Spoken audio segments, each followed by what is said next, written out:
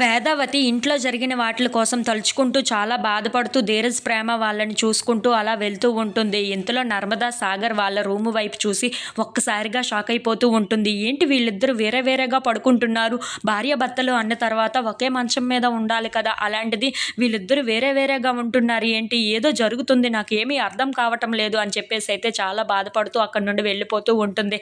ఇంతలో ఉదయాన్నే లెగుస్తూ ఉంటుంది. అది చూడగానే అక్కడ ఉన్న నర్మదా గుడ్ మార్నింగ్ అత్తయ్య అని చెప్పేసి అయితే అనుకుంటూ వాళ్ళ అత్తయ్య దగ్గరికి వస్తూ ఉంటుంది. ఇంతలో అక్కడ ఉన్న వేదావతి అయితే ఇదిగో కాఫీ తీసుకో అని చెప్పేసి అయితే కాఫీని ఇచ్చి నేను నిన్ను ఒకటి అడగొచ్చా అని చెప్పేసి అయితే అడుగుతూ ఉంటుంది. ఆ మాటలు వినగానే అక్కడ ఉన్న నర్మద దివ్యంగా అడగచ్చు, ఏదైనా అడగండి అని చెప్పేసి అయితే అంటూ ఉంటుంది. ఇంతలో అక్కడ ఉన్న వేదావతి మాత్రం నీకు నా కొడుక్కి మధ్యన ఏవైనా మనస్పర్ధలు ఉన్నాయా, గొడవలు ఉన్నాయా అని చెప్పేసి అయితే అడుగుతూ ఉంటుంది.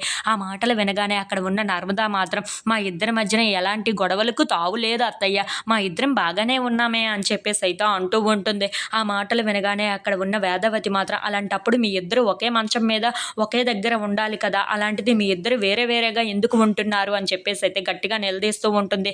ఆ మాటల నుండి తప్పించుకొని నర్మదా దూరంగా వెళ్ళిపోతూ ఉంటుంది. అది చూడగానే అక్కడ ఉన్న వేదావతి మాత్రం ఏ అమ్మాయి ఆగు ఒక్కసారి, ఎందుకు నాకు సమాధానం చెప్పకుండానే ఇక్కడ నుండి వెళ్ళిపోతున్నావు అని చెప్పేసి అయితే అడుగుతూ ఉంటుంది.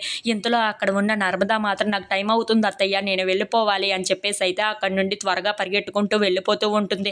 అది చూసిన వేదవతి మాత్రం వీళ్ళిద్దరి మధ్యన ఏదో జరుగుతుంది, ఖచ్చితంగా తెలుసుకోవాలి అని చెప్పేసి అయితే సాగర్ దగ్గరికి వస్తూ ఉంటుంది. ఇందులో అక్కడ ఉన్న సాగర్ని ఒరే చిన్నోడా, నీకు నీ భార్యకి మధ్యన ఎలాంటి మనస్పర్ధలు కానీ గొడవలు కానీ ఉన్నాయా అని చెప్పేసి అయితే అడుగుతూ ఉంటుంది. ఆ మాటలు వినగానే అక్కడ ఉన్న సాగర్ అయితే ఒక్కసారిగా షాక్ అయిపోయి వాళ్ళ అమ్మ వైపు అలా చూస్తూ ఉండిపోతాడు. ఇంతలో అక్కడ ఉన్న వాళ్ళ అమ్మ మాత్రం ప్రశ్నలు అడుగుతూ ఉంటుంది. ఆ మాటలు వినగానే అక్కడ ఉన్న రామరాజు అయితే ఒక్కసారిగా షాక్ అయిపోతూ ఉంటాడు. ఏంటి వీళ్ళిద్దరి మధ్యన ఏవో గొడవలు ఉన్నాయా అని చెప్పేసి అయితే అనుకుంటూ ఉంటాడు. ఇంతలో వేదావతి మాత్రం నా మీద ఒట్టు వేసి మరీ చెప్పరా ఏం గొడవలు ఉన్నాయి మీ దగ్గర అని చెప్పేసి అయితే అంటూ ఉంటుంది. If you like this video please subscribe.